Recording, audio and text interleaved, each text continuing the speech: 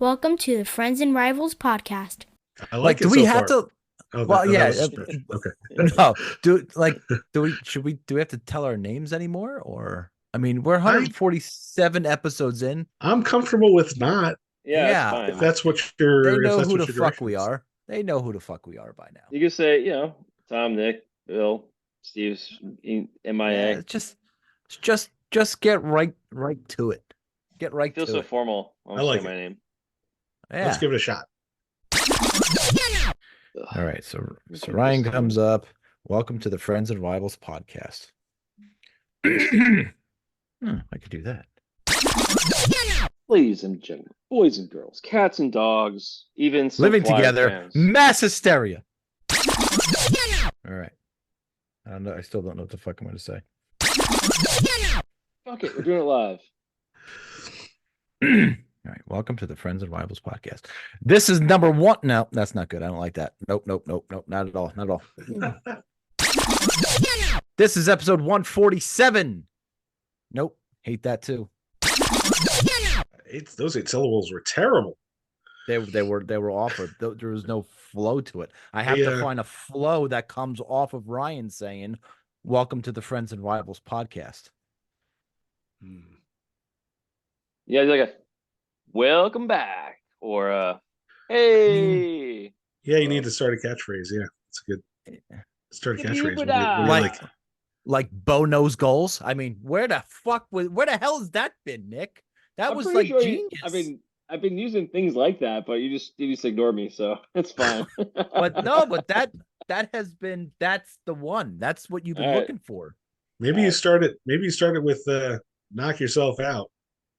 No, No, really. really? That's Oh almost a God. catchphrase. I don't know. Maybe I gotta sit on it until next week. Yeah. I thought I had something all jazzed up, but it sounded like shit when I started and I stopped myself. Let's talk Devils and Islanders, let's talk Penguins and Rangers, but let's not talk about Flyers, cause they're a bunch of fucks, which no one can deny. This is episode 147 of the Friends of Rivals podcast. You know the boys, you know the host. Here we go. So, how's everybody? Pretty good. Excellent. Pretty good. Yeah, it's Penguins still a are little red shitty. hot. Yeah, they are. It's still a little shitty of an opening. We are one short this evening, but he will be joining us soon. I don't know. And has anybody gonna miss talking about the fucking Devils tonight? We suck. No. Why would we? Absolutely not? Why the fuck would we care? Well, we care because it's part of our program. But I think fuck the I actually Devils. think like all of our listeners are Devils fans too, if you really think about it. Ah, damn it.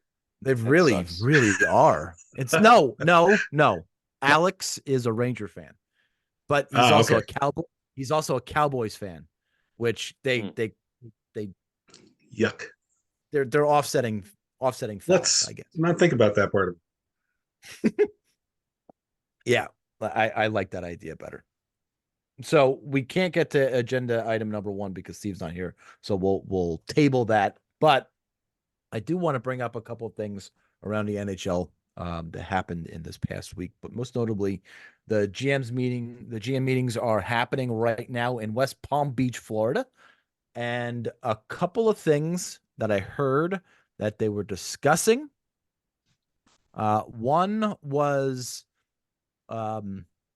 they're talking about video review and potentially expanding coach's challenge to include delay game and puck over the glass penalties. I really thought that was already a coach's challenge. Is it not? It feels Apparently? like one it should be, right? It doesn't seem like Yeah. a real hard one to like take much time. I mean, there's not many things you're looking for. The puck can move a little bit on a deflection, maybe, but it's going if it's going over the out of the glass, it's pretty clear if it hits the glass or not. I mean, it doesn't seem like it'd be a lot of really hard choices to make on that kind of one. Yeah, I don't remember there being a lot of controversy over a delay of game call. They seem, I mean, yeah, yeah, like you said, like there could be like, okay, maybe a guy just gets a little piece of it, like right at the release point, maybe they miss it or something like that. But they usually they usually pick up on that. I mean, for all the things that NHL referees do horrifically bad, I've not seen them blow And this it's a call very lot, So much. many. and It's it's a a lot, lot. Bill. Yeah, and no shit. Just in that Rangers Penguins, just in the Ranger Islander game alone, there was egregious penalties being called all over the goddamn place. But I mean, you're right. You're 100% right. I typically think this is where the refs kind of shine, and they all huddle together and they typically make the right call. So I don't know. This is just going to delay the game even further than calling the penalty. And if the refs called a delay of game penalty and the coach challenges it and gets it wrong, is it now a double minor? Well, they shouldn't penalize.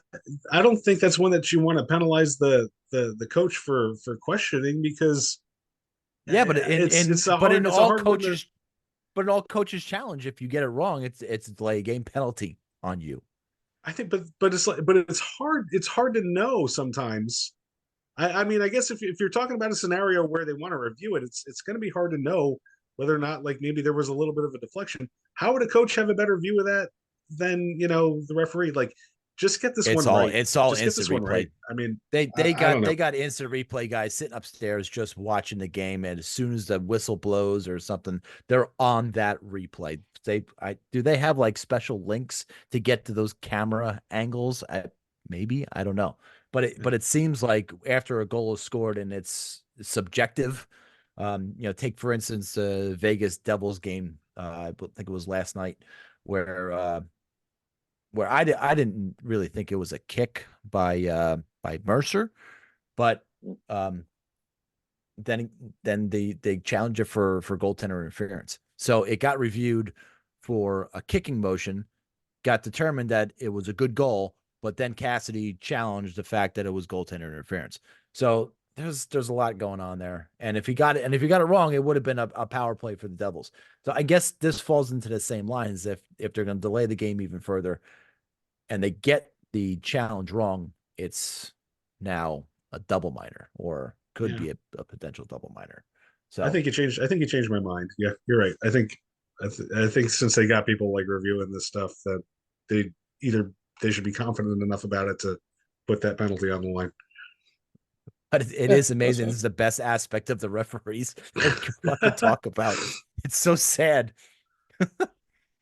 It feels like they're trying to fix a problem that doesn't really exist, but that doesn't need to be fixed. You're right, 100%. There is bigger fish to fry, overtime and the shootout. Yeah. The shootout has really sadly lost its luster. The first couple of years that shootout was here, it was real fucking exciting. And nowadays they don't even call penalty shots anymore.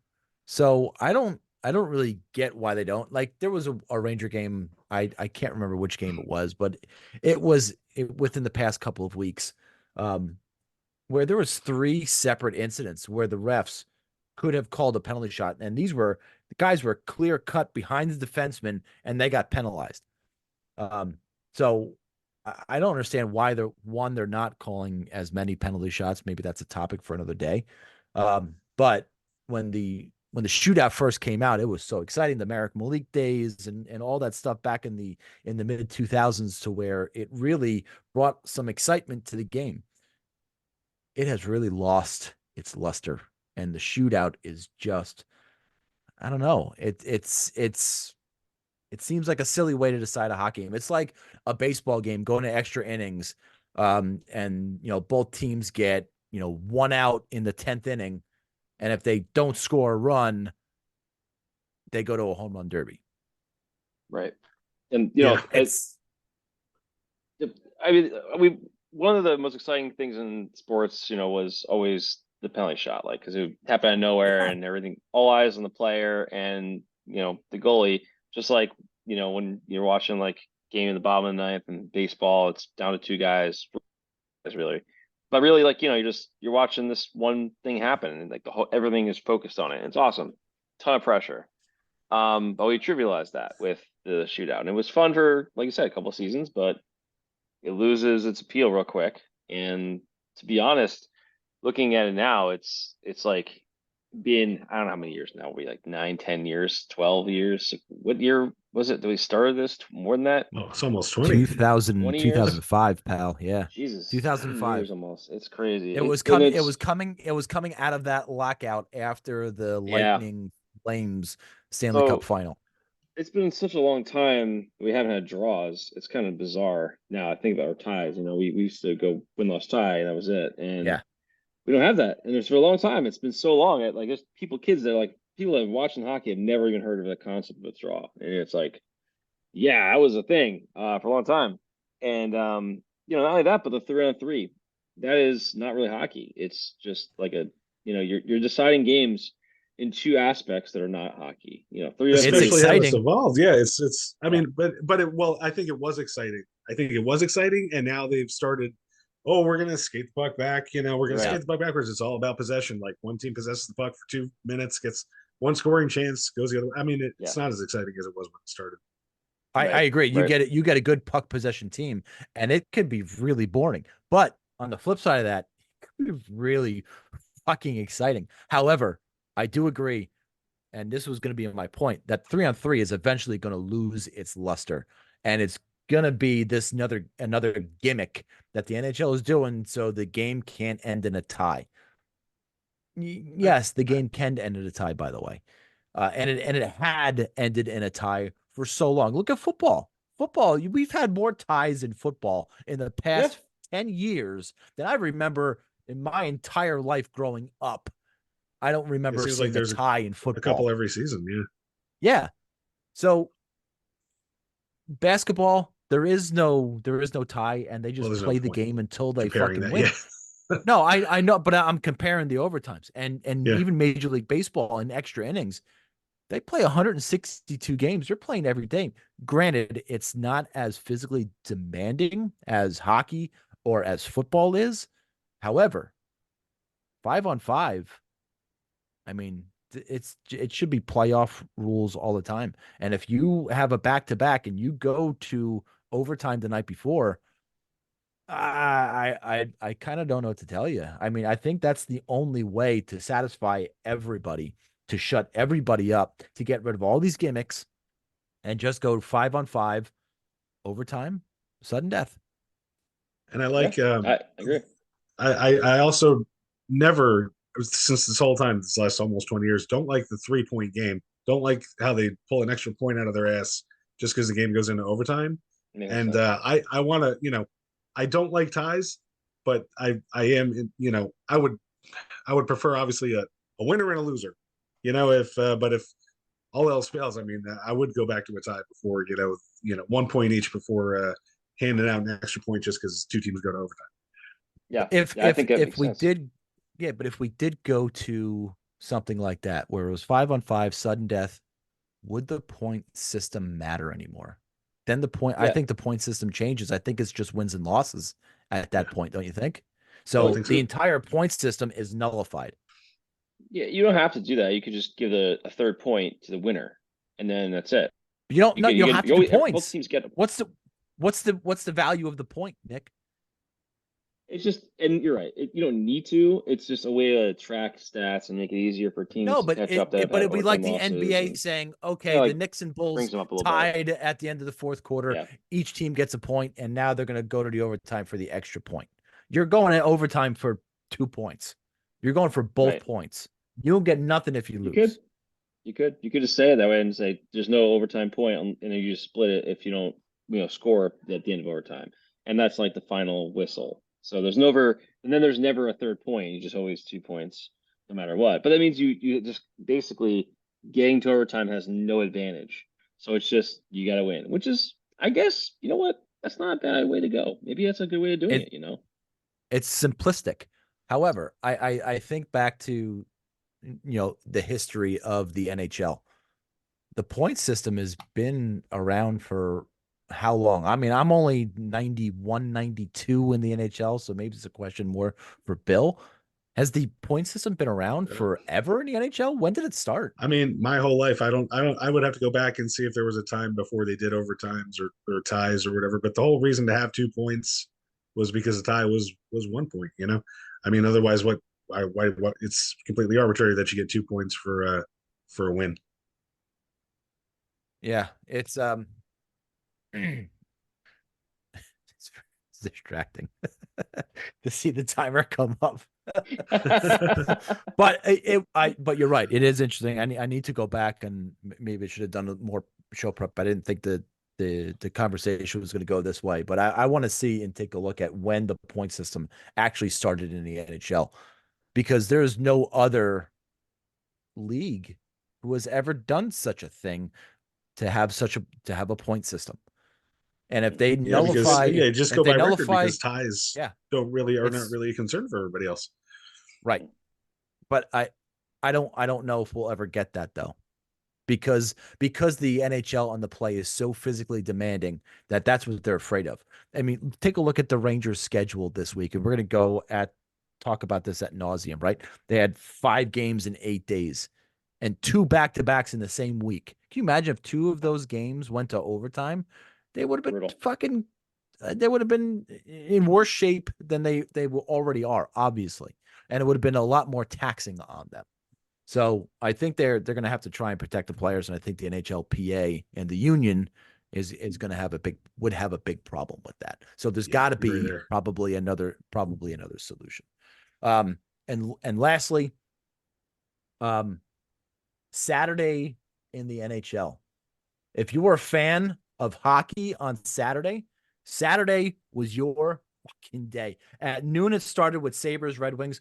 Not really sexy, but the Sabres came in there losing like 7 in a row, and they've ultimately beat the Sabres. From that game at noon all the way until the last game that I watched that night, which was Avalanche Oilers that went to overtime, there was just game after game, and they were solid fucking games. You had the Islanders and the Senators. You had the Rangers, Penguins. You had Lightning, Panthers. You had Hurricanes, Leafs. You had Avalanche, Oilers, Wild, Blues. I mean, all these games with playoff implications, and it was just nonstop from noon all the way till about midnight. It was 12 hours of solid, just fucking great hockey, and it was very exciting just to kind of hang out and just watch hockey all day. It was a great day. Really was. We bitch and moan about the referees all the time. We bitch and moan about our teams, but very rarely have I taken just a moment just to sit back and just enjoy watching hockey. And I got a chance to do that on Saturday, and it was fucking awesome. It really, really was. That's great. I was out all day. I was out all day on Saturday, so I couldn't watch a single game. But that's great. It's awesome when they have the weekends where it's like all day hockey. I wish they would kind of do more of that build up and have the days like maybe even like every other weekend or like once a month. Just have a full a full scheduled day of games all day, where it's like that, where you start at noon and you have games back to there's always a game on, so you always can a game ends, jump into the next game, and then have the premiere game at night, whatever that's going to be, like the previous matchup of the Stanley Cup Finals or something, or a rivalry game that is going to be a solid game. Like they can market something like that and make it like that day or something. Speaking of which, I agree. Especially after football season. Sorry. Speaking of which, I think that they should do the same Rangers Islanders game every single St. Patty's Day, because like nothing else happens in sports world on St. Patty's Day. Why not do it? And it's like a city thing. You could bring Boston and who the hell knows, anybody you want. Boston and Montreal. I'll make it a game in Boston and game or not in New York, and I get a big thing out of it. It's fun, why not? Because you can, and no one else is doing it. Just have a rivalry day. Yeah. Bill talked about last week, right? Rivalry week. And in honor of the Irish and St. Patrick's Day, like instead of getting 5 minutes for fighting, they should just get like 2 minutes, 2 minutes each for fighting. No, no getting kicked out of the game for one day. They should make it chug beer as soon as you get on the. Irish car bombs, man. Artemi Panarin tried to do that during the telecast with Darren Pang, but apparently it was Gatorade. So yeah, totally Gatorade. It was too clear. You're like, that's not great beer. That That was That a was great moment, hilarious. though. Great You're moment. you're right. It was a great moment to see not only the announcer but the players interacting and being real and being just humans, right? Because Fun. we put these guys on pedestals sometimes for being superstars and idols and things like that. So it's really great when they come back down to earth and you can see their human side. It was really fucking cool. Yeah, you gotta do more of that. I mean, the NBA embraced it, and look how well they've done. They've really embraced a lot of that, the personalities and more of the fun side of the sport. You know, it's not the best product right now if you watch basketball lately, but you know, it doesn't matter. Like ratings wise, they very very well, and it's continuously gone up. So I mean, and the entire NHL has the ability to do that kind of thing. They just got to lean into the personalities more and start to like, you know, give those little things and make it happen. Well, it just by chance they are discussing the human element at the GM's meeting by working with Amazon and developing a bit like a behind the scenes series that will center around 10 to 12 star players, and they're going to release these episodes in the fall. I mean, I'm assuming for the beginning of next hockey season. But I think that's really fucking awesome. That's really Have you awesome. have you guys watched the quarterback show on on Netflix? They did the same Yeah, thing. and I've watched the golf The thing that they have, F1, full swing golf, golf. tennis, yeah. Yeah, All they've done it those a are great. number of these. Yeah, and they're Well, fantastic even behind the like scenes. behind the mic or something, or mic drop on Mhm. on ESPN Plus about the Stadium Yeah. Series games. Yeah, those are great. I thought that was fucking awesome. Those are the best. I love those kind of documentaries because they give you such a different look at things. And you know, the shit that we really miss is like all the banter in the locker rooms, you know, like even when they're playing, like you watch clips of like some of the funniest shit in hockey, and it's like guys like they're just, you know, show up to games or, you know, uh in the training room and like ripping on each other. And those kind of things don't get enough airtime. And that's the stuff they have to start, you know, getting those personalities out. Like one of the hardest things about doing impersonations of hockey players is they very rarely have any kind of emotion that they're showing ever. So it's very difficult to find things unless you find those kind of moments where they actually open up.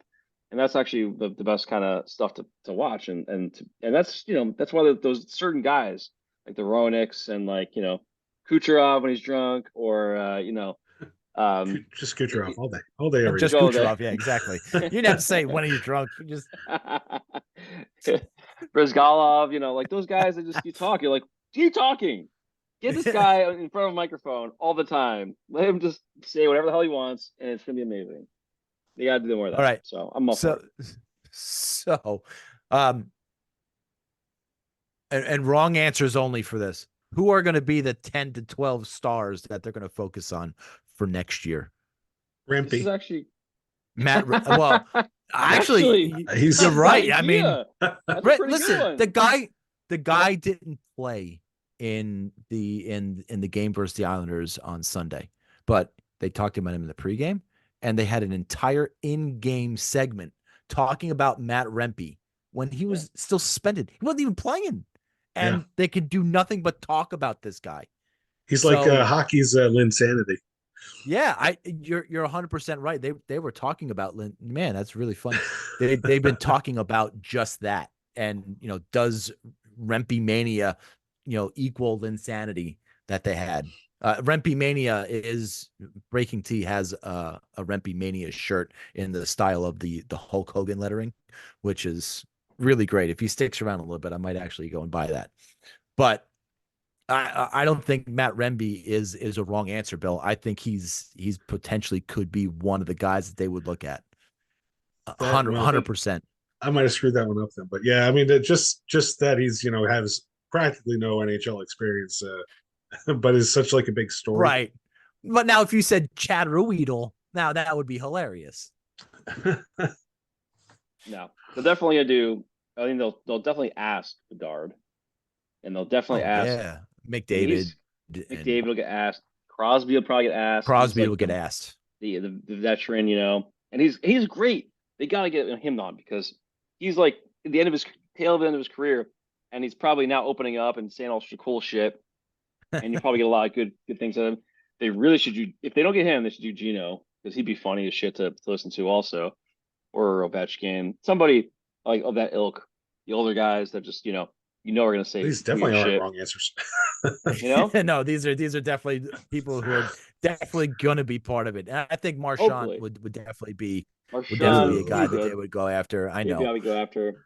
They got a Boston guy, so yeah, that'd be him. Yeah. I don't know who out west would we really want or listen to, or like maybe they would do someone from maybe Bernier's. Maybe he would from The Seattle. guy from San Jose, Sharik Makamadulin, or whatever that Devils pick that went in the Timo Meyer trade. How about that guy? How about they follow, like, just from any team, one of the girls that comes on the ice and cleans it with a shovel. That would be good. That'd be That would be exciting. great. And any one of the Dallas Stars cheerleaders, that would be. I'm They all have in, cheerleaders. dude. You've never been. When I went to the Stars game, that was the second best thing I saw that night. Trust me, after we finish up this podcast, I'm going to spend some time studying. But yes, the Dallas Stars cheerleaders, thumbs up. Very, very. Jeremy Swayman. They have a good goalie. That guy looks like a fun guy to follow. I bet he would be good too. Dolan. Oh God. Please no. We need a team owner. Anybody Don't but say Dolan. that. There'll be like a GM, like, let's follow Lou. And we'll all be like, no, not fucking Lou. Now that's a wrong Lou's answer. a barrel of That's a wrong laughs. answer. Yeah, is he? Oh God. Oh God, Like, Chris Drury, my God, he is like, he barely talks to the press, let alone anybody else.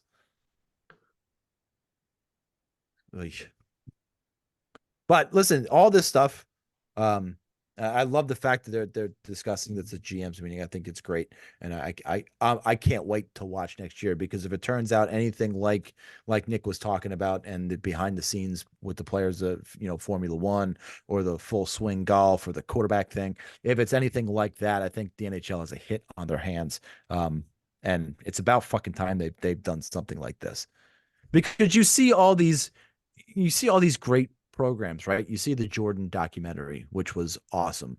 You saw the Tom Brady thing, which was incredible.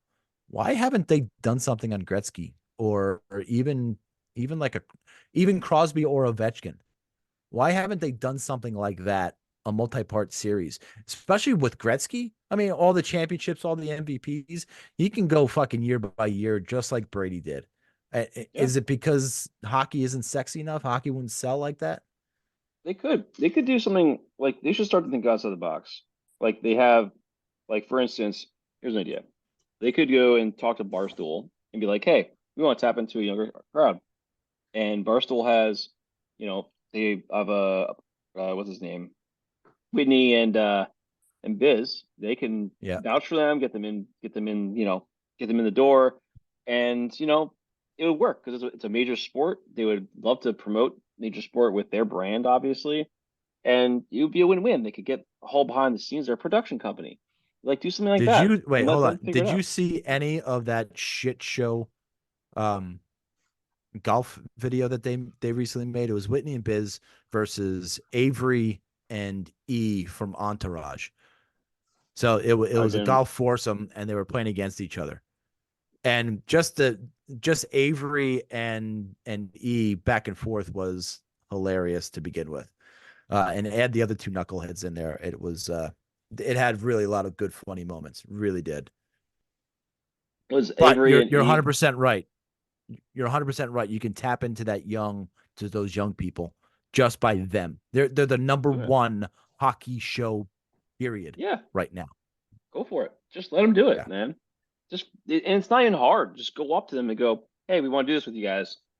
And they'll go, sure, because we want more exposure. We give it to you. That's what we do. We make you make a deal with us. We make some crazy show up or whatever, because they're creative. Let them fucking figure it out. Yeah, I know, but I want that fucking episode documentary on Gretzky. I think we deserve it as hockey fans. We deserve something like that. We deserve a Last Stand or whatever the fucking Brady thing was called. We deserve that about the greatest hockey player, in my opinion. I'm sorry. ESPN, get on that. Where's Butchie? I need Butchie. I'm gonna tweet Butchie Gross later on and let him know our wonderful idea. You should do a series, do Gretzky, and then do Lemieux, and then figure out from there. But like those two guys' stories are great, and because I bring Lemieux in because he's clearly like the number two, and you have to. His story is amazing. You have to go into it, how good he was and all the things that he did. The whole and the cancer aspect of it. That's what I'm saying. Not that you want to bring something like that up, but it was part of his hockey journey.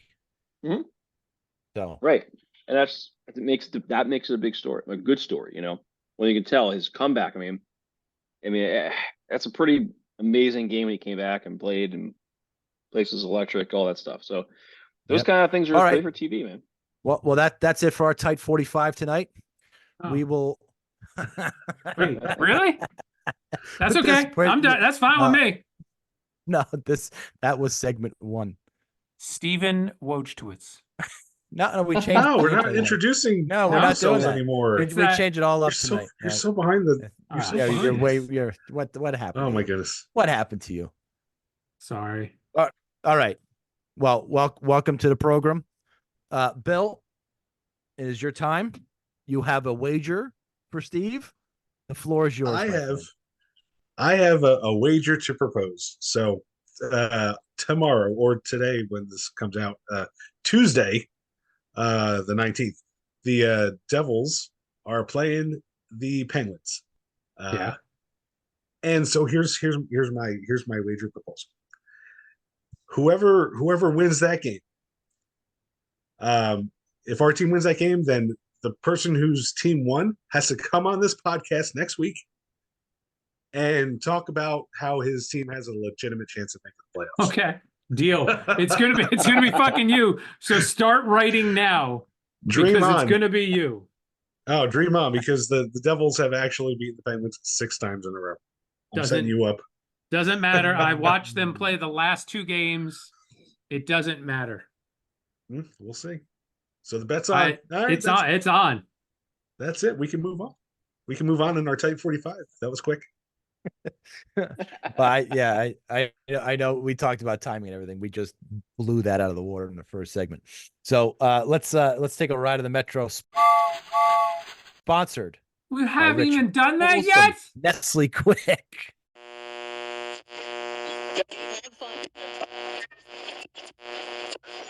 Hello, boys and girls. Do you hate the taste of regular milk and need energy?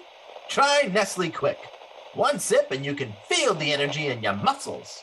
Nestle Quick, now available in chocolate and strawberry. They say the real men drink pink. Then I'm a real man for sure. But if you like the brown, I still love you for who you are.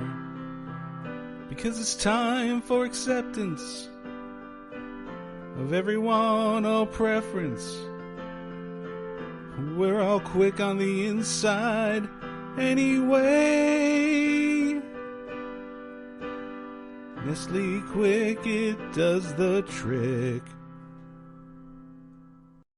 What, you thought you were going to miss it? You thought you were going to stay out so long that we were going to pass the Devils? Oh, no. No. Nick, we're going to start with the Icelanders. This has been a shit week after a really good week from the Irish perspective. And from my perspective, it sucks watching the team just blow it completely. So coming into the week, we're on a 6-game win streak. Had a back-to-back game in Los Angeles, tail end of the West Coast trip, and lost a 3-0 game to LA right after our last podcast. I think I stayed up for I don't know if it was the whole game, but I went to bed. It started at 10:30. That game was. They were getting overmatched. it looks bad because they played the night before and they're playing LA.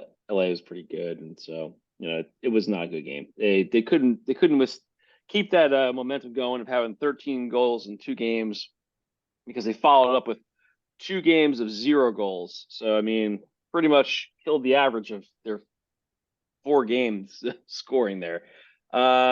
Anyway, so they ended up having a couple nights off, played out in Buffalo, and just laid an absolute garbage game. I don't even want to talk about that game. They just played like dog shit against Buffalo, who's not a good team. After they beat the shit out of 2 teams that were definitely below them in the West Coast trip, playing the Sharks and Anaheim in the span of 4 days. Then they come out back home east and just get obliterated 4-0 by the Sabres. It was just brutal. And it doesn't matter what can do here at this point. I think the Islanders are just in a knowing these funks they get into, and they can't seem to keep their stay in their system and defensively play a good game. And when their defense starts to fall apart and they let goals in and don't get outstanding goaltending the entire game, it becomes very difficult for them to come back in the game. So they ended up playing a couple nights later on Saturday night. Lost 4-3 in overtime to the Ottawa Senators. They had a couple goals. They actually had a lead early on. It was 2-1, 1-0, then 2-1 leads. They ended up letting a late goal tie it up, or not tie it up, but take the lead after Ottawa Senators already tied it up. Isles pulled empty netter and scored in the empty netter on a Horvat goal on the power play, and then they just typical let up another overtime loss, 15th on the season. I'm pretty sure now, if I looked, it's probably tied with the Bruins for 15 with the most. In the whole that is correct, 100%. Yeah, so it's not great. I mean, that's the only reason we're in the playoffs, I guess, or outside the playoffs. But again, have they won half of the games they lost? That's 15 now. So even if they won like 6 or 7, maybe 5. Give me 5 of those wins. That would be a lot of ifs in there. A lot of ifs. 5. That's a 33% chance, 33% win rate of those 15 games, right? Come on. Anyway, so they fucked that up game just to go right into St. Patty's Day, and play against the Rangers, which was, on a back-to-back. I'm like, that's not great, but it is the Rangers. They're gonna have to play well. It's St. Patty's Day at the national stage. I couldn't even watch the game on ESPN app. I fucking stream the game on a similar site on my computer. You don't have regular cable at your house? No regular cable. No. I had the YouTube TV going for a bit, but I got rid of that because expensive as shit. So it's basically I'll just get cable at that point. But anyway, I'll try and figure out later. Like you said, TNT is probably on there or something, but I was already set up in my thing. Right. Anyway, long story short, Rangers Isles. It was a bit competitive a little bit early on, but really I didn't feel like the Isles had control that game at all. It felt like they were just hanging around until finally the Rangers just started to open the floodgates in the third. I'll let Tom talk more about that game, but it was a fun game because it is St. Patty's Day. I was home hoping to watch the entirety of the game with all the stuff we had going on here and everything, but we were doing taxes that day. That was the major thing we had to do, was get taxes done. So you can imagine, be like, all right, yeah, can you print this out and run over, print something out and print back and watch the game, kids, taxes, this, that. So it was not an enjoyable time to watch the game for me, but I was just outclassed. That game was not a game that they could stay up with the Rangers. Rangers definitely a top tier team, so you expect them to play well against them anyway. And obviously, Isles Rangers, they're always tight. But man, they couldn't keep up with the speed, couldn't keep up with their defensive breakdowns were killing them. It just was not a good game of the Isles, and I ended up losing 5-2. And so that's the end of the week. This week has been just 4 losses after 6 straight wins. Kind of rough. And then going right into this week is going to be 4 more games. It's another back-to-back on Saturday and Sunday, but this time they're home. They have Carolina home tomorrow. Thursday is away back up in Detroit, which is a pivotal pivotal Yes. game. They have to win that game. That is, if they don't win that game, I don't see how they're gonna make their way back unless everybody. I mean, it's so tight right now with the playoff race. They do have a game in hand. Oh my God, what am I typing? This is like the worst. God, so right now they're a game. They have one game in hand on Detroit. Washington has 2 games in hand on Detroit. Detroit's got 74 points. Capitals and Isles have 73. It's really a 3-team race to get to there. I don't think Buffalo and Pittsburgh, unless they go on a tear here, are going to catch these teams, but because they're both at 69 points, Devils at 68. I don't think the Islanders are going to finish the wild card. I think the Islanders are going to beat out Philly. That's what I think. They still could beat out Philly. I mean, look, Philly is 76 points. They're also a game in hand. So, I mean, if the Isles can win their next 3 game. points back. Yeah, the thing is, Philly is not doing themselves any justice. Detroit's 2-8 in the last 10. I mean, these teams are starting to fall back, and really, like, I didn't expect Philly or Detroit to make it. I wouldn't be surprised either if Washington and the Isles somehow managed to make the playoffs over those 2 teams, mostly because I don't believe in either the Flyers or the Detroit at all because they don't have the guys. I on believe those in teams Detroit yet. more than I do Philly. I And that's agree with not that, because but I hate Philly and fuck the Flyers. Fuck the Flyers. They don't have I don't- goaltending. They don't Yeah. have Philly doesn't have anything right now except for Torts driving them. That's the only thing they got. Torts on the bus. But anyway, that's it. We're gonna see what happens. What was I saying? So yeah, Detroit. Then Saturday, Sunday, back-to-back games. Winnipeg and Devils. 1 o'clock, and a 5 o'clock game. 5 o'clock game. What a weird time. To end the weekend, and they'll have a few days off before their next game. They'll have 3 days off for their next road trip to end March. So it's going to be a pivotal time here. And then looking at April, it's going to be just, it's a lot of games. There's just a lot of fucking games in a packed amount of time. It's going to be very difficult for them to make up ground unless they just start making headway. I don't know how it's going to happen, but it's going to be a tough week. This is the pivotal week though, because they don't have a lot of weeks where they can make up a lot of games left. Steve, Devils. Just a fucking shit week. You started out like fucking gangbusters. You beat the Dallas Stars 6-2. You beat the Dallas Stars in Dallas 6-2, and you follow that out 2 days later by shitting the bed against the Arizona Coyotes, giving up 3 goals in an 8-minute span. You just can't fucking do that. They got fucking swept by the Arizona Coyotes this season. Pathetic. That also marked the 49th of 66 games this season where they let up the first goal. They fought then Sunday, against Las Vegas. Las Vegas, very tough game in Las Vegas, even tougher. Allen just stood on his head, kept them in it. They broke through. Devils even scored first in this game, and they just looked so exhausted after they got the first goal that even actually from the second period on, they just looked very tired. To start the second period, all through the second period, even after 2, it was locked up 0-0, but you just knew Las Vegas had the fresher legs, and they couldn't keep up with them. 8-12-1 since the break. The most telling stat that I found this week, that was since Dougie's injury back on November 28th, the Devils have the league's worst power play. So that just goes to show how extraordinarily valuable Dougie Hamilton is to this team.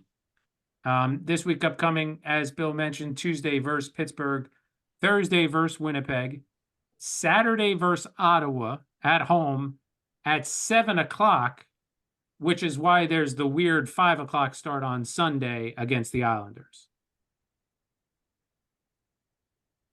Bill, Penguins. Great week for the Penguins. Two wins in 3 games. It doesn't they're meaningless games, but you'd rather see your team play well than play like shit. The one loss was to the Rangers. Third period, they were playing a pretty good game with the Rangers, going back and forth, and the third period got away from them. A couple of power play goals in short order by the Rangers. Was really kind of disappointed. I knew they were going to lose that game, but still very disappointing to see Letang take the penalty after the first power play goal that the Rangers scored to go ahead 4-3. Letang immediately took a some kind of unsportsmanlike conduct penalty. I have no idea what the hell he was trying to argue. There was nothing for him to be talking to the ref about. Never mind calling him a cocksucker or whatever got him a penalty. I have no idea.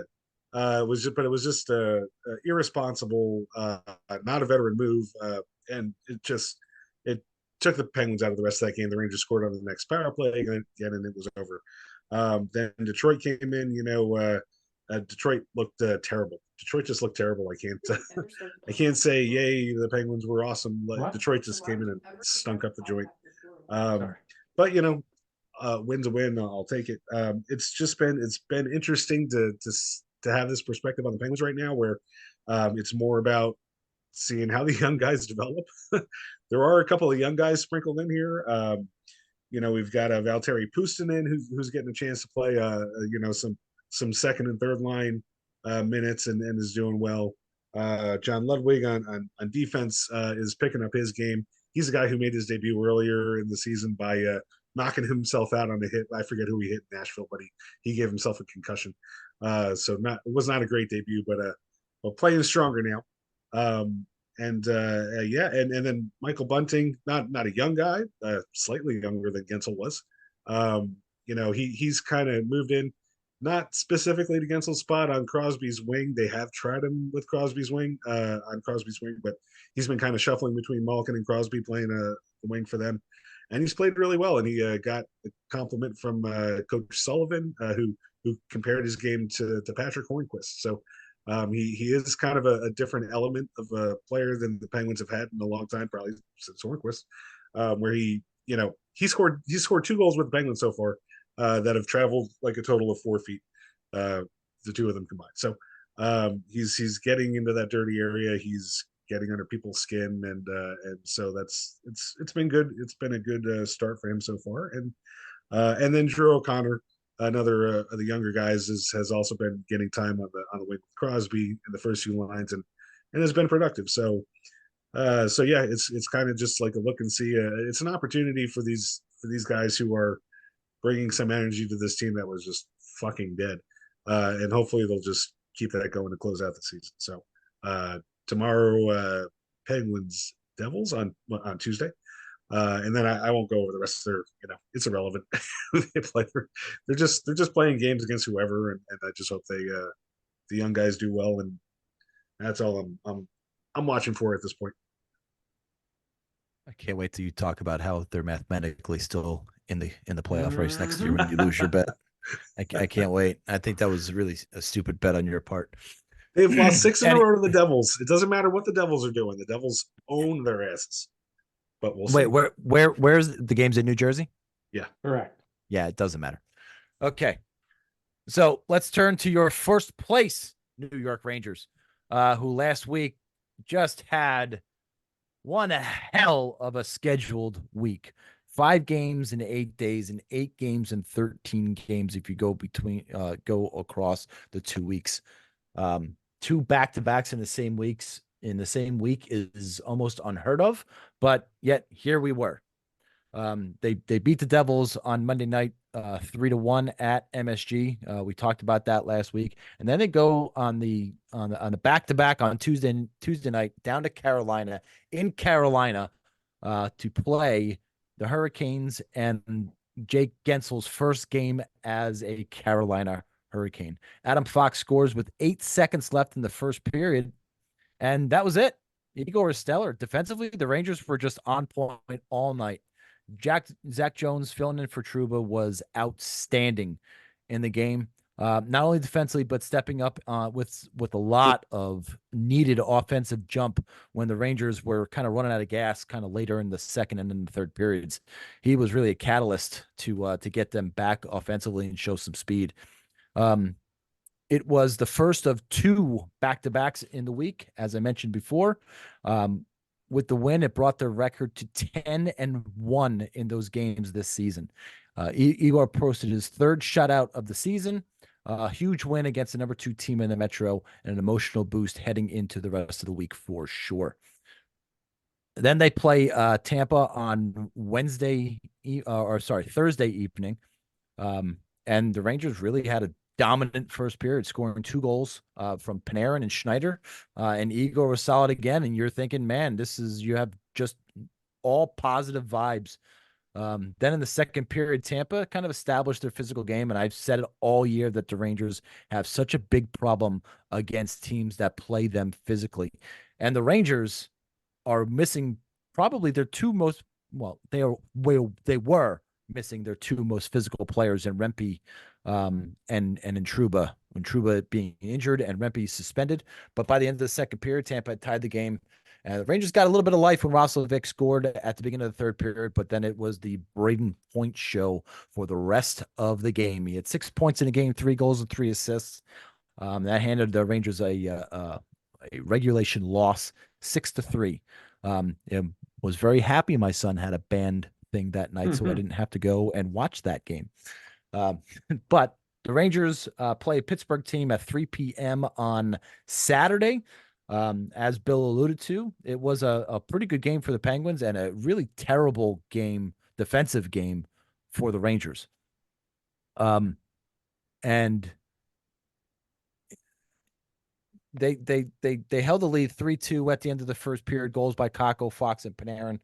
And then they capitalized, as Bill mentioned, on the pair of those power plays in the second period. Second period goals by Panarin and Zibanejad, for a third period goal by Keandre Miller, an empty netter for Kreider. Panarin finished the game with 5 points, 2 goals, and 3 assists for the win in Pittsburgh, and quickly turn around and play an Islander team at 1 p.m. 1 p.m. on Sunday. So the Rangers finished the game in Pittsburgh at 6 o'clock, then had to travel home and play at 1 o'clock. They stayed at a hotel in NYC the night before and treated the game like a road game. It was probably really good coaching by Laviolette to manage that for the Rangers. And the Rangers came out hot from the start. Even though they did give up the first goal of Bo Horvat, Bo knows goals, to open the scoring. And then, and they've really just dominated that first period against the Islanders. They got an early goal to open up the second period by Mika Zibanejad, 27 seconds into the second period. And then midway through the period, they got another goal by Cooley, which, I don't know, I thought Aaron Sorkin really should have stopped that Cooley shot. But it was a goal nonetheless. Despite being outplayed, the Islanders got another goal by Horvat before Johnny Brzezinski very shortly after deflected a Keandre Miller shot to give the Rangers the lead that they would not relinquish. And third period goals by Kakko and Lafreniere gave the Rangers a 5-2 victory. So out of a possible 5 games in last week, the Rangers earned that's right. No. The 8 out of possible 10 points, which in that scheduling in that game, in those games, excellent. But I want to take a minute to kind of gush a little bit about Artemi Panarin. He reached 90 points for the 4th time in his career, all with the Rangers. Rangers typically get those guys who are past their prime, who have done all the scoring for other teams. And when they get to New York, they put up, decent numbers, but nothing like the numbers that they put up on the other teams. And Artemi Panarin has just been the complete opposite of that. He put up decent numbers in Chicago and Columbus, don't get me wrong, but it's his 4th 90-point season. If we didn't have those COVID shortened seasons, it probably would have been 5 or 6 straight 90-point season, which is a Rangers franchise record, the fourth 90-point season for Artemi Panarin. During the week, he also hit 500 career assists.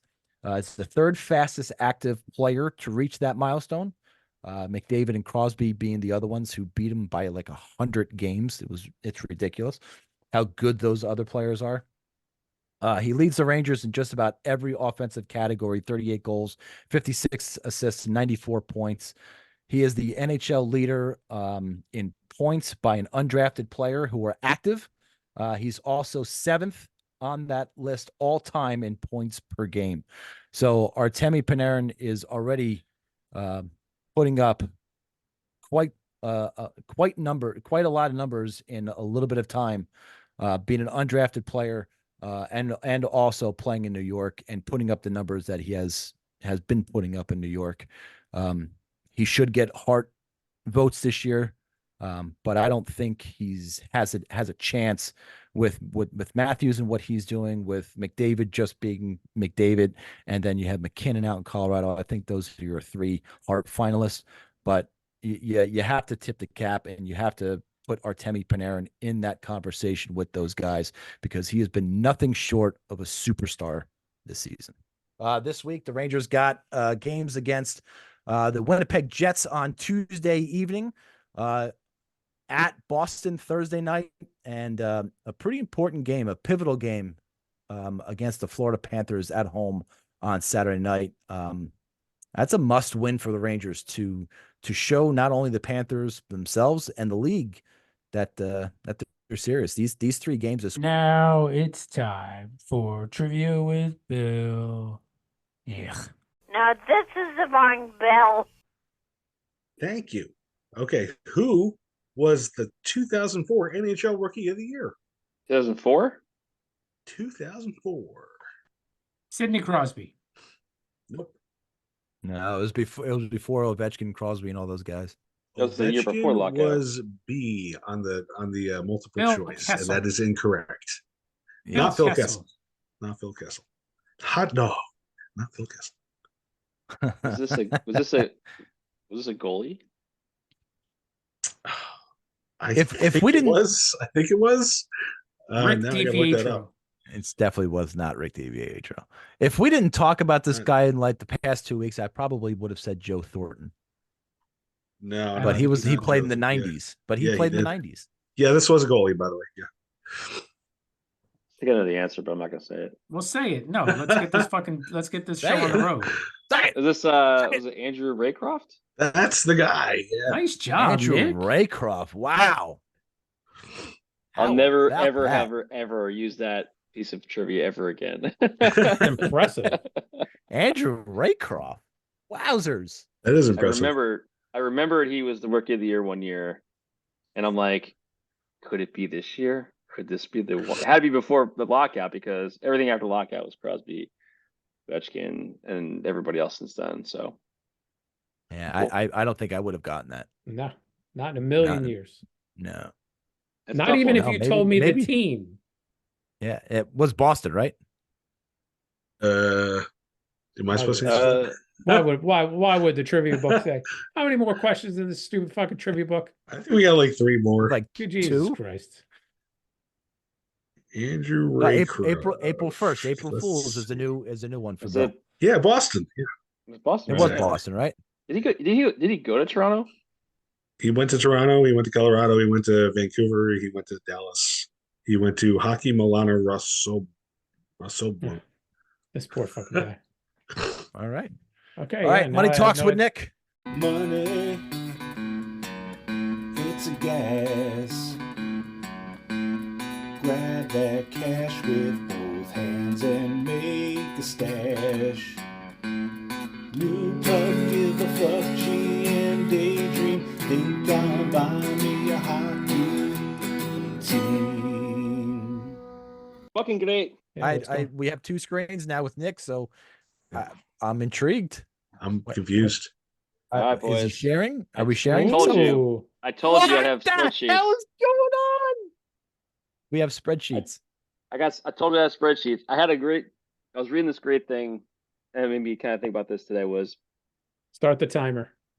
About Sorry, my how time. I you're got a, timer. I how got you're a timer. I got nerd. timer. About I got how timer. you're a nerd. Is that what I you're? don't have to. No, I don't have to tell you that guy. You guys know that already. I love I see spreadsheets. this. Of course. So you anyway, do. I was reading this great bit of trivia today that of the top 4 picks from the 2012 draft, all 4 are no longer in the NHL. Wow. Nail Wow. Yakupov, Ryan Murray, Alex Galchenyuk, Galchenyuk, yeah. and Griffin Reinhardt. You, Those 4 you sound like players. Bill trying to announce, Yeah, I can never say pronounce his stupid people's name. names. To be fair, Galchenyuk would be playing if he didn't, try to rape a cop or whatever the hell he did. No, who knows? But Wait, anyway, did he really? He did something crazy with a cop. I don't know. Fucking dumbass. Yeah. That sounds like a Steve Stomach episode. Let me write that Anyway, down. so what we got going on? So I was looking at the draft years, and I was like, you know what? This would be a good time to look back at the last, top 10 picks for each of the years and see where things have kind of landed and see what I mean, this is subjective to what I think and based on some of the numbers, some of what I know of the guys.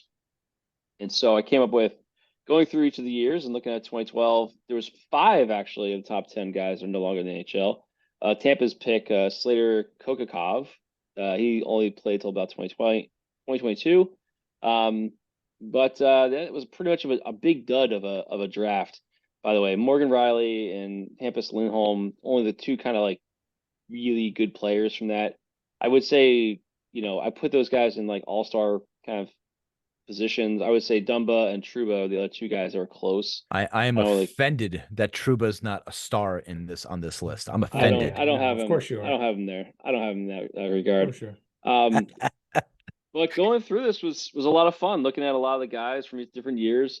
And the way I looked at this was purple. You guys can't see it as listeners, but Tommy and Billy and Steve, purple is basically a superstar.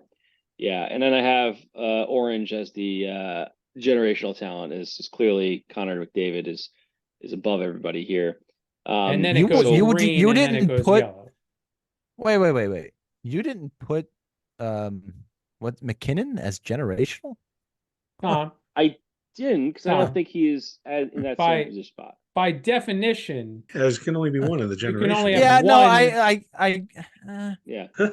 Generational talent in any maybe generational talent is not. I would say is not the correct term.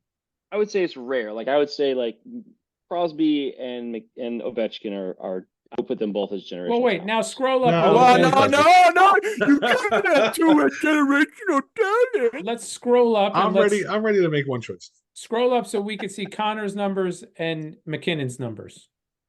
Okay, McKinnon is here. So you got 875 points in 777 games, 956 in 632 games. There's a big fucking difference there, pal. It's a big difference. It's a big difference. I'll take McKinnon. I mean, they're still averaging 100 points per season. I mean, that's huge.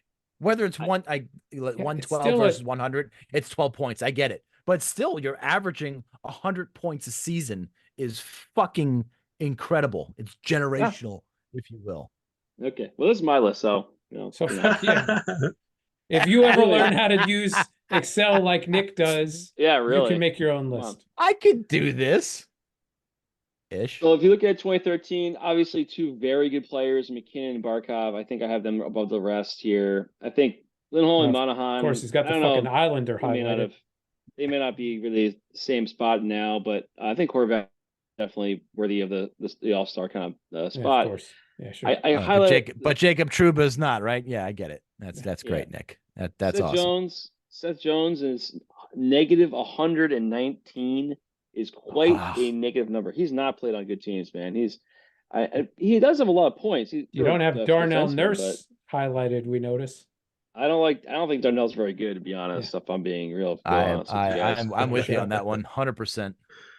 I didn't even have Aaron Eckbald as an all-star. I feel like he was a pretty okay player, but not for the position he was picked in. And he played a lot of games. He's been injured a bunch, but I don't think he's really lived up to the same kind of spot. Maybe you guys could be more of a a toss up there. But obviously Leon Draisaitl, best player in this draft here in 2014. Why is Michael Del Cole in yellow?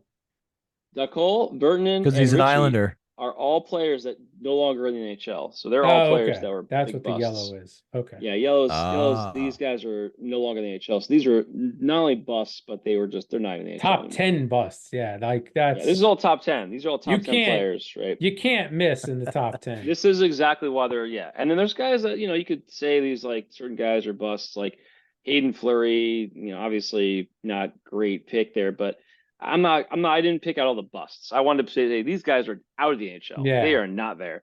2015, obviously the Connor McDavid show, Jack Eichel and Mitch Marner, I have as superstars. I think they both are.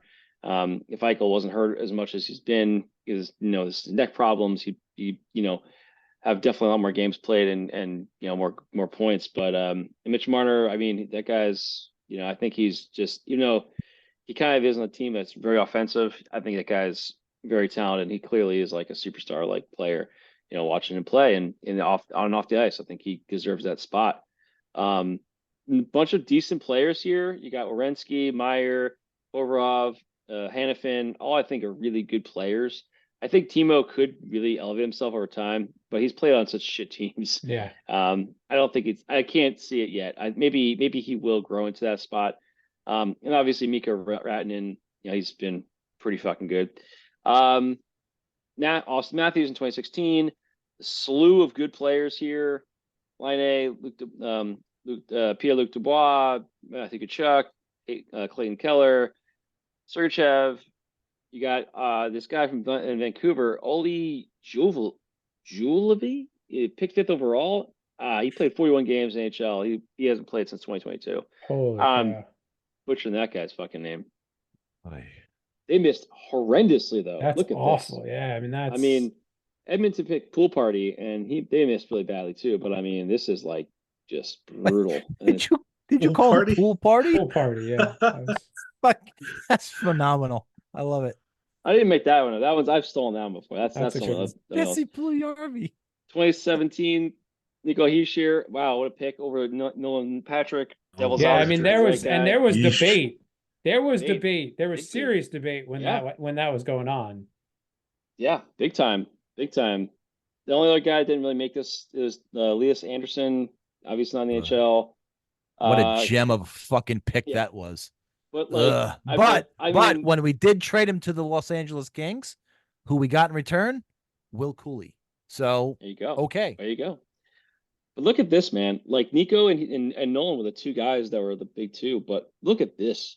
Heiskanen, yeah, Pedersen, and in If between I them, remember Cale at the Makar. time, it was like you can't. How do you justify taking a smallish defenseman that high in the draft? I mean, yeah, nobody. Of course. I mean, look, Yeah. Cale is obviously supremely talented, and same with Heiskanen. But I mean, these guys, this guy specifically, obviously, Yeah, is Cal just unbelievable. definitely. Yeah, it's unbelievable. 2018, I think we start to get into the more difficult areas to kind of pick. Obviously, 2018, you got Dahlin and Svechnikov, pretty good players in their own rights, but Brady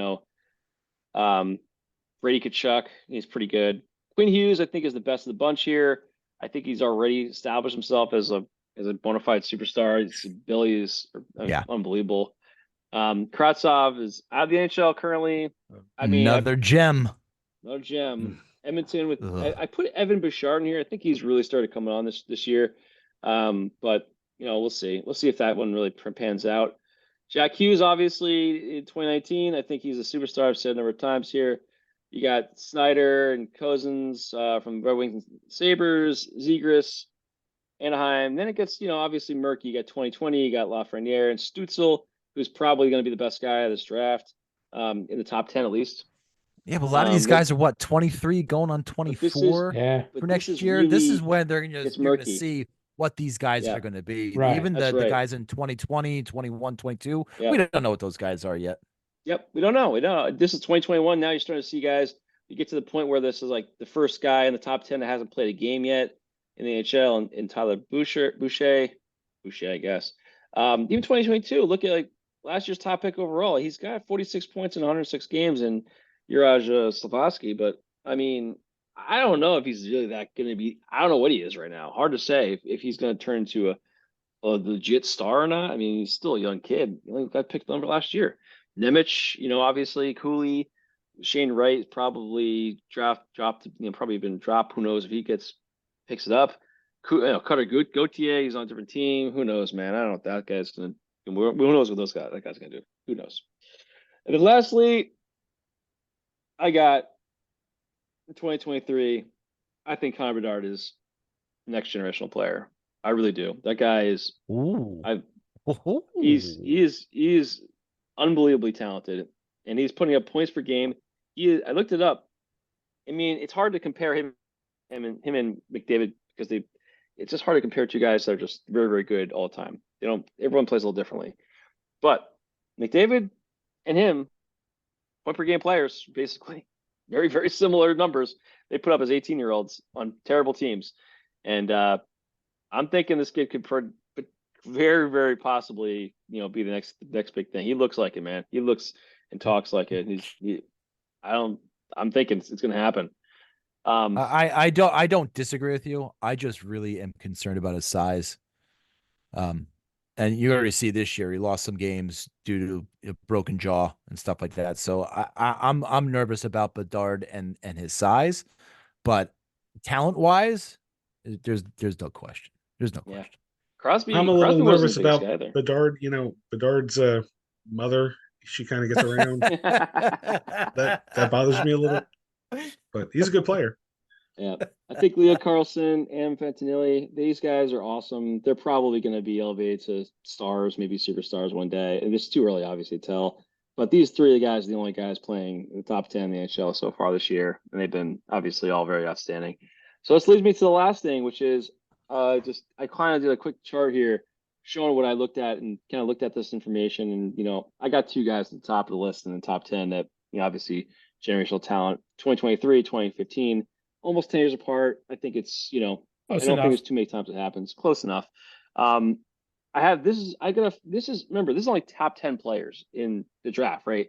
So there's guys that fall into the spots outside of top 10. So I'm looking at it from one perspective, which is the lottery picks.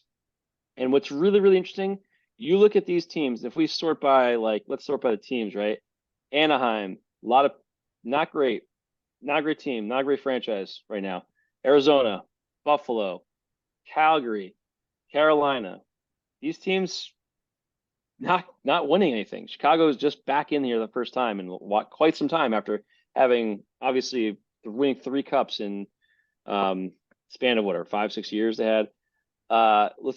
Colorado is the only team of this whole bunch that has actually been successful and won a cup. Yeah.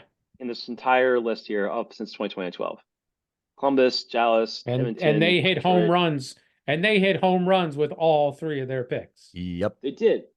But even with that said, and that's very true, right? They did hit on these guys. But even with that, look at Edmonton. Edmonton's got Connor McDavid, Draisaitl, Bouchard. Obviously, they missed on Yakupov. They had a whole bunch of guys before that, we didn't get into from 2009 to 2012, they drafted how many times first overall, right? The point of this whole thing is getting these picks doesn't mean shit. I mean, there's so many bad picks that you have in here or just don't work out because you have to build a full franchise. So it doesn't look like from the data here that I've been looking at that being a top 10, pick year in, year out really guarantees you a cup. It really doesn't seem to do that. And, you see a lot of teams that haven't done it and been able to make that jump. Obviously a whole nother slew of the Canucks teams are going to be good with, Hughes and Pettersson for quite some time. That's their backbone now. You get the Devils with Hughes and Heishier. A couple other teams you can kind of go into that with.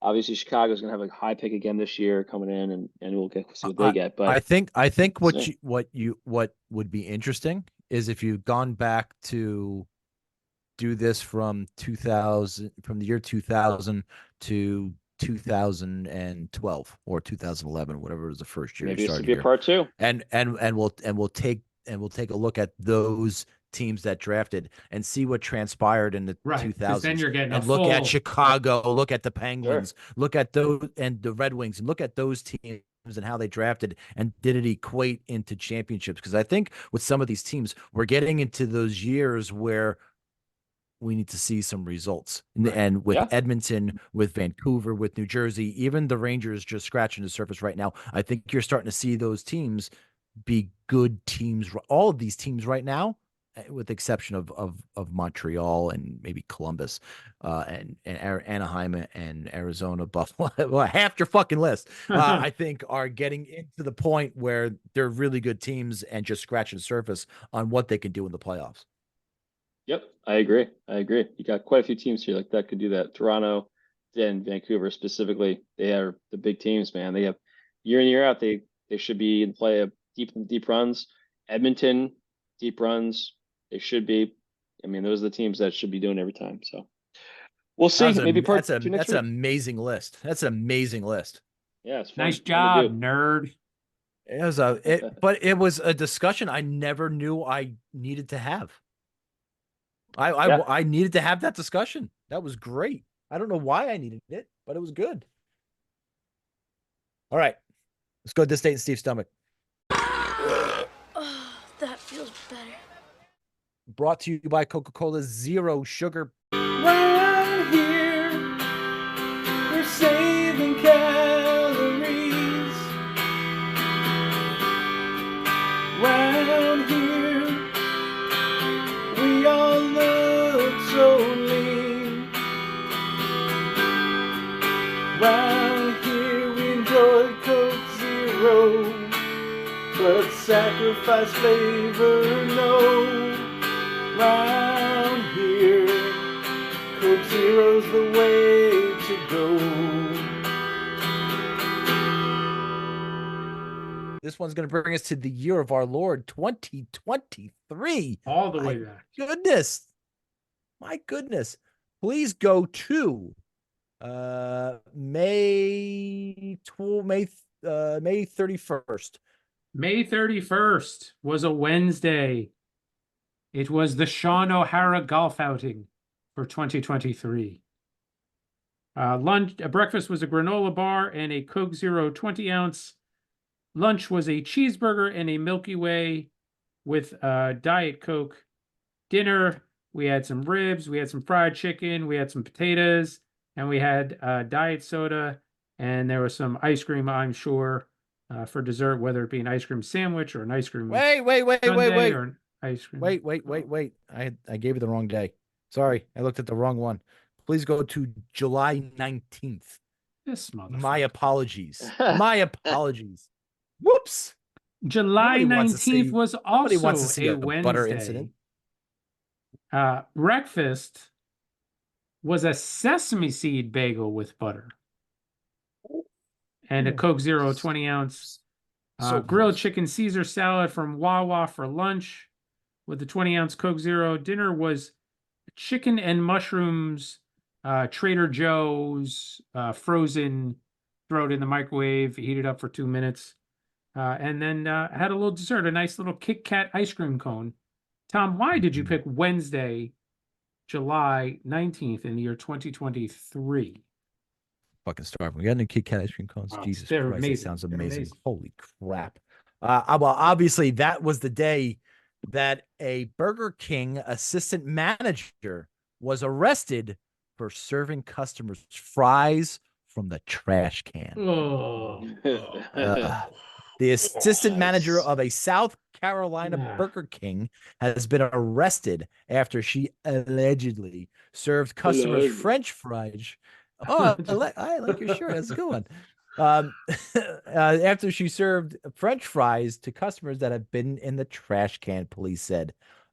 Jamie Christine Major, 3 names, was charged on Monday with tampering with food. Apparently, it's a felony for allegedly taking fries from the trash can and adding them to the container where freshly cooked fries were placed and then dumping just cooked fries on top of them. So she mixed them all together.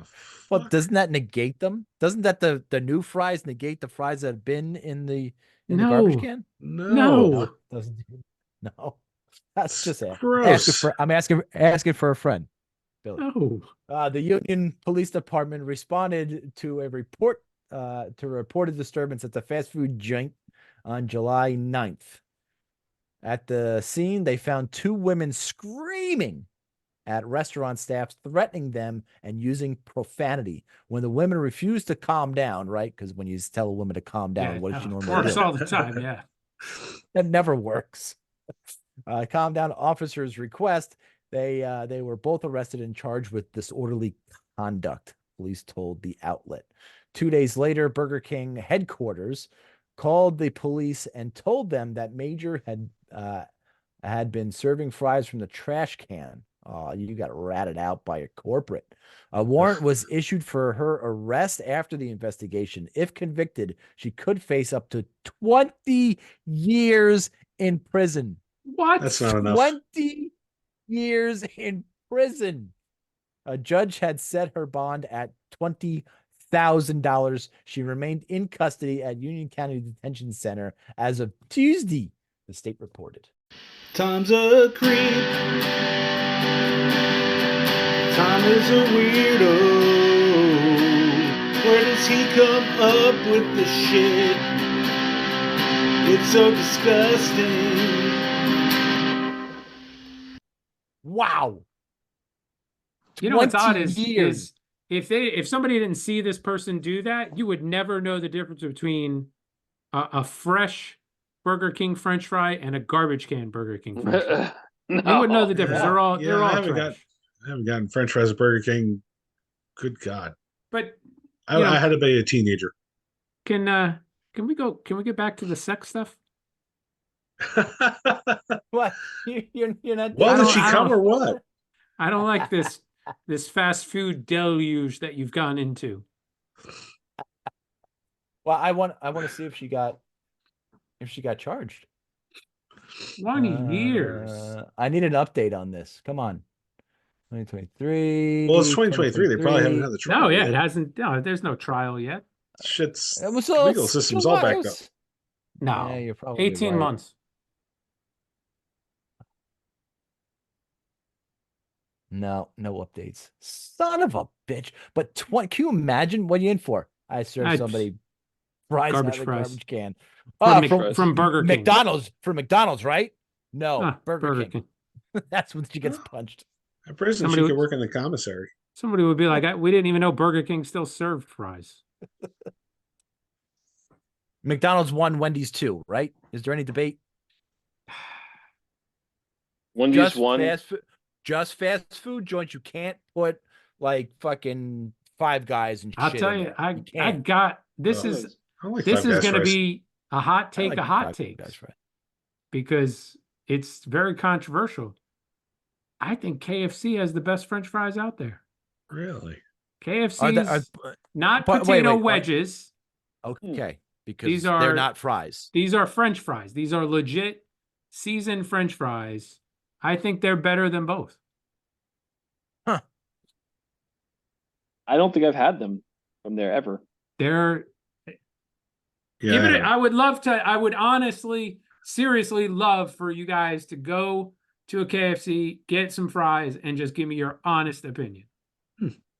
Challenge accepted. I might do that. I got to be honest. I don't eat French fries from any of these places. I just don't get fries. Popeye's fries sucks. So already the chicken places French fries are typically not good. So when you go to a fast food joint, you just order a sandwich and a drink? Usually not even a drink. I usually have my own drink in tow.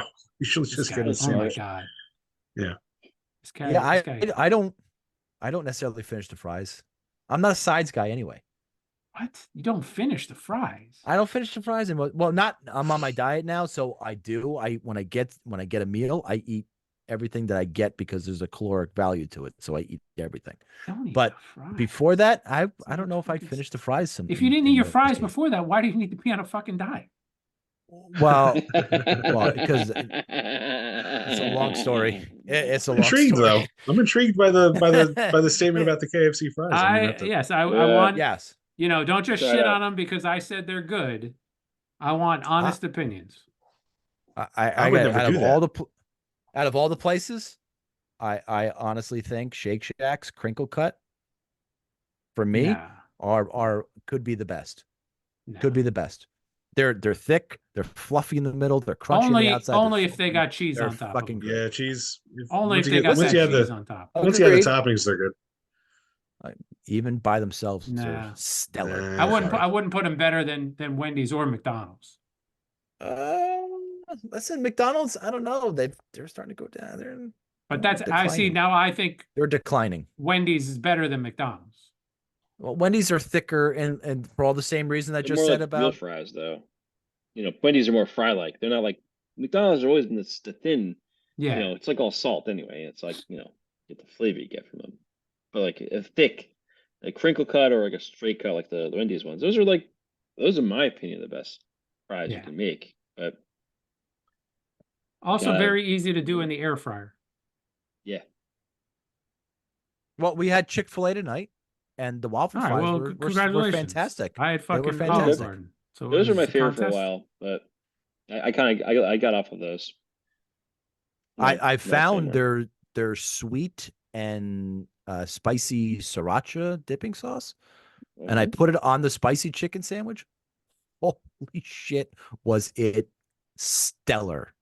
Hmm. It was Yeah, that's a good stellar. try the next time.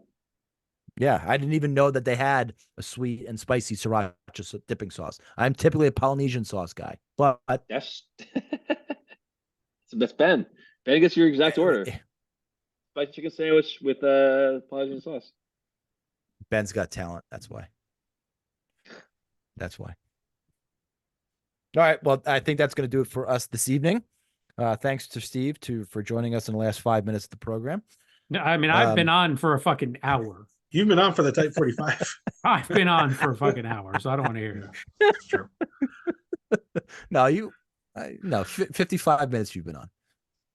Let's not go overboard. Okay. Go on the Twix at friends_rivals. Go into Apple Podcasts while you're there. Turn on notifications so you never miss an episode of the Friends of Rivals podcast. Billy, say something, Woody.